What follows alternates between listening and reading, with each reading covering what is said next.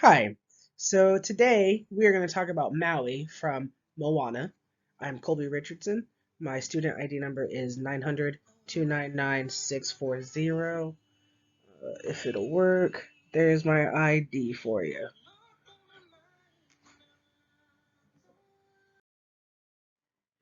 Maui's life before Moana. First, we need to understand that Maui is from the Disney animated movie Moana. He was a human who was abandoned as an infant into the ocean by his human parents. He was found by the gods who turned him into a demigod and gave him this magical staff. The magical staff allowed him to shapeshift. He could turn into a bird, a whale, something so small as a worm. And he used this magical staff and the shapeshifting gift to give life sustaining gifts to humans, such as islands, coconuts, fresh water. He went so far as to stop the sun and give them more daylight. He repeated the cycle many times because he wanted validation and acceptance, because he didn't feel like the humans appreciated the gifts that he had given them. So, as a final act of appreciation or love towards humans, he stole the heart of Tafiti and ended up banished to an island without his hook for 1,000 years. We're going to find out that this hook is very integral to how Maui views himself, his self esteem, and his importance. So, who is Maui?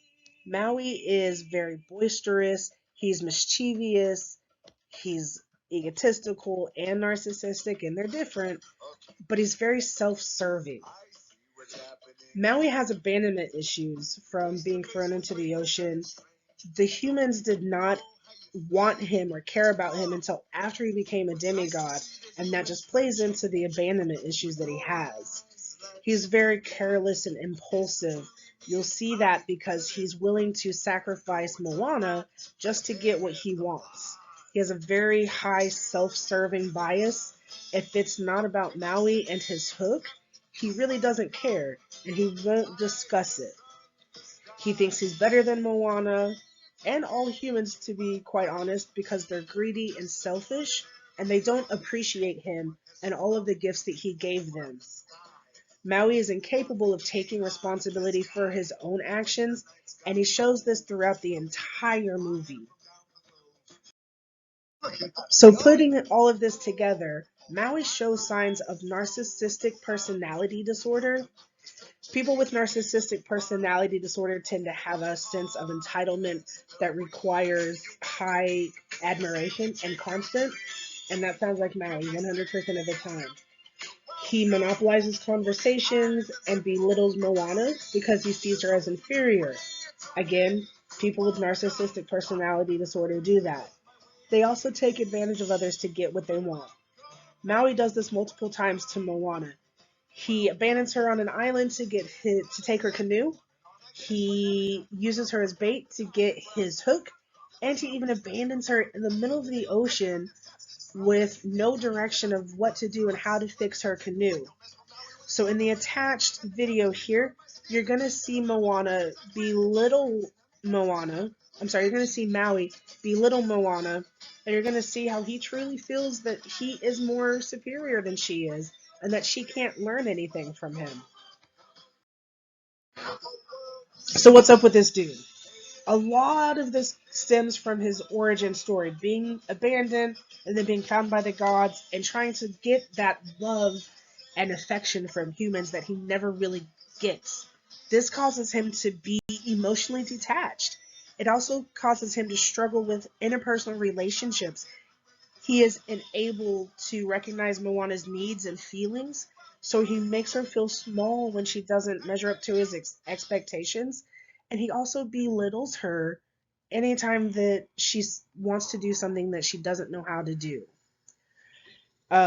He takes advantage of her, which really just kind of hurts my heart. But that's what people with NPD do, is they do not care about other people in a way that shows concern, love, or even care. It's all about what can I get from this person, or how can they help me further serve myself. Maui also didn't do anything for the sake of humanity just to do it. He did it so humans would praise him and give him a sense of belonging. This causes him to be unable to accept that he created Taka from his own selfishness and narcissism, wanting to be loved by the humans.